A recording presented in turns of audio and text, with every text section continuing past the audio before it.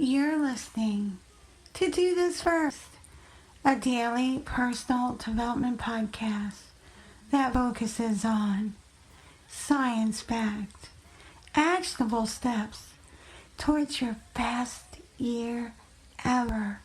Hi, I'm Santa, your host. Today is October 2nd, 2024, and officially, dun dun dun, 90 days away from 2025. 90 days, that means 3 months. Can you believe that? I can barely believe that.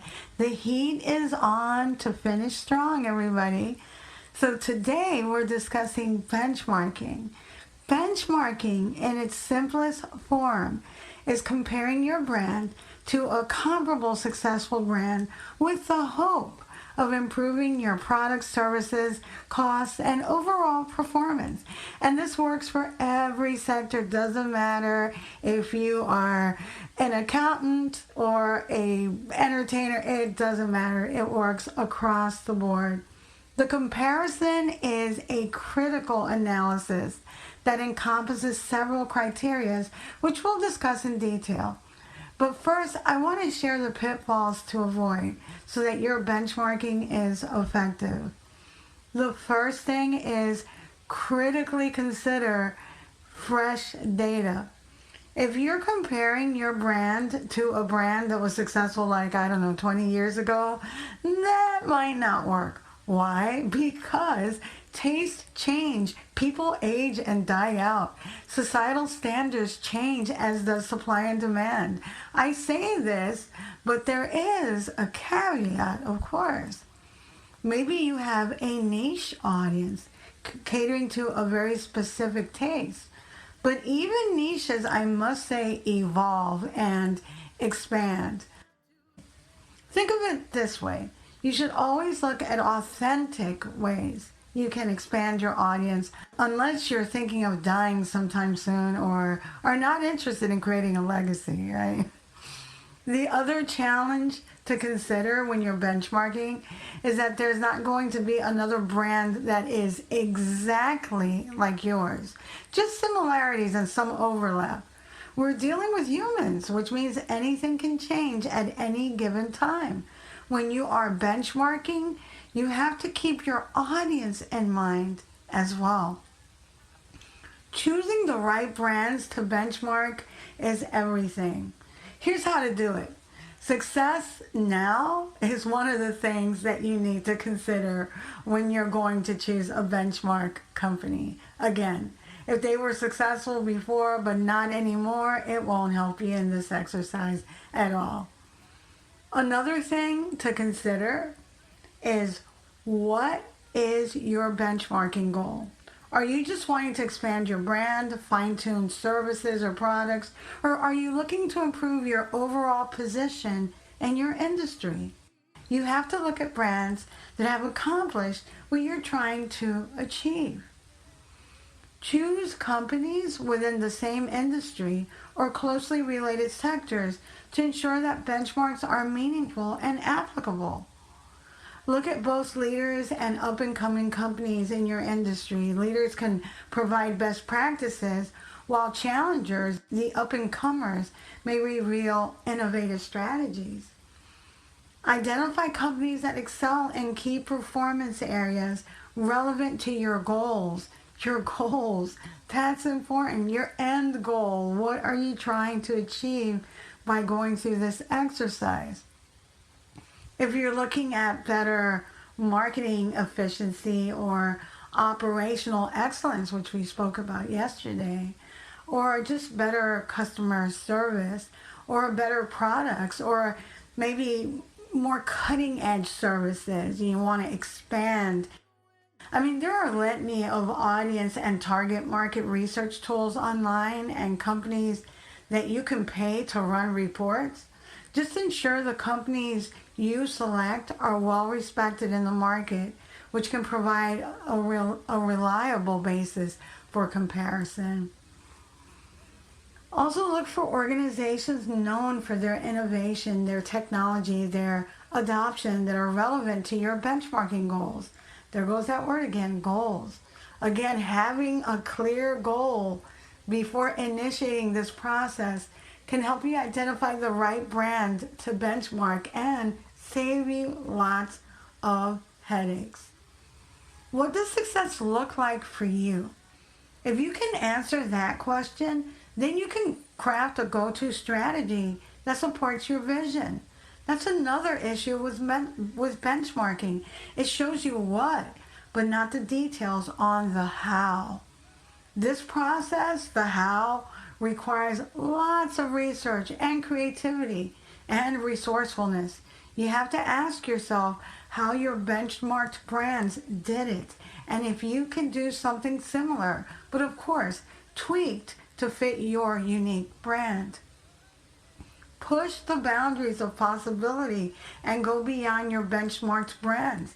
Take it a notch up, turn up the heat. Provide more value while remaining competitive price-wise.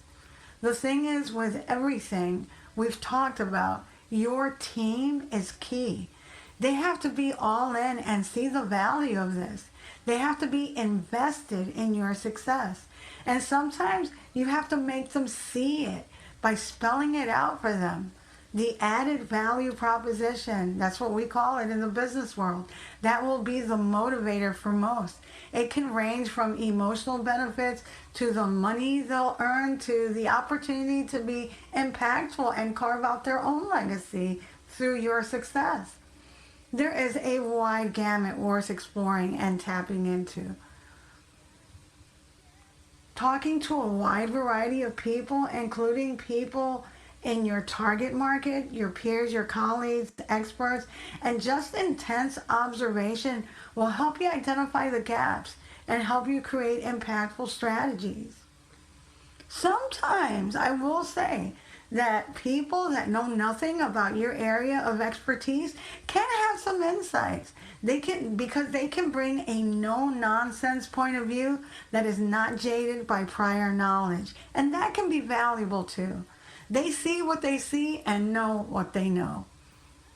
The other perils of benchmarking is once you're successful at it, it can become a go-to strategy or process that you repeat over and over again. And I know that doesn't sound like a bad thing, and it isn't, but foundationally speaking, but it can lead to mediocrity and stagnation.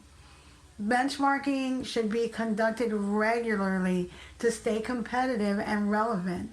Here are some guidelines on how often you should engage in benchmarking, because this is definitely not a one and done.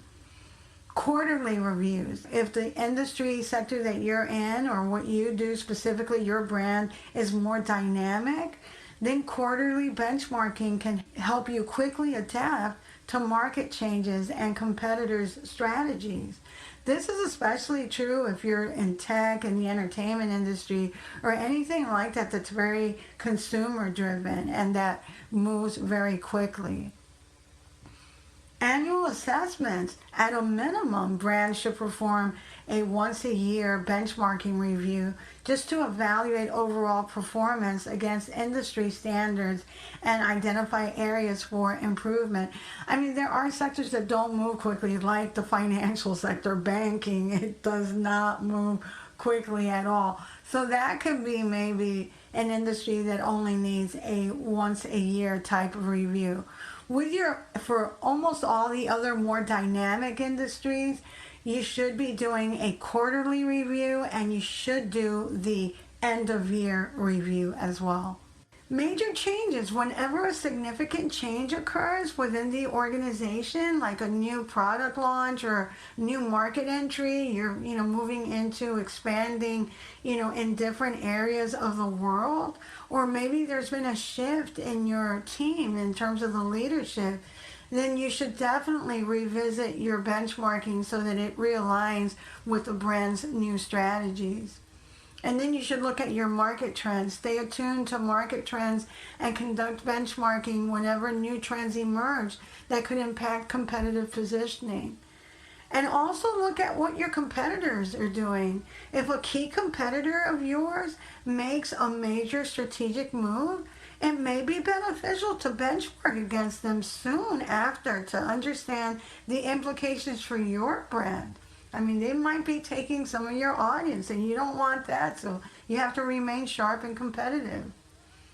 If you establish regular benchmarking processes, it'll help your brand stay relevant.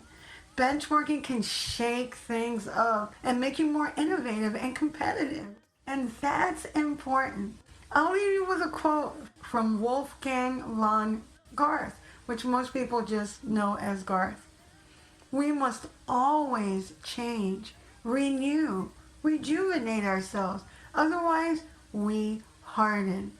That applies to businesses, any type of enterprise you have, any type of brand, and on a personal level as well.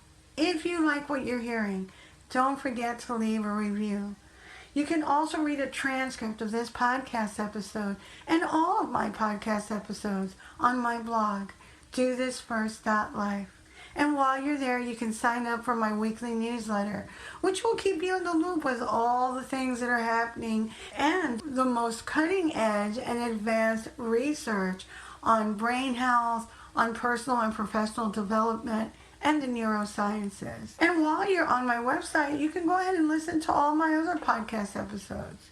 And you can follow me at Do This First on my YouTube channel. Tomorrow we'll continue with our overarching year-end series, Finish Strong. Till tomorrow. Moving past the rain, moving past the pain, or past the color blue. I see power in you. Past welded down. Look around, they can't be found. I see a champion in you.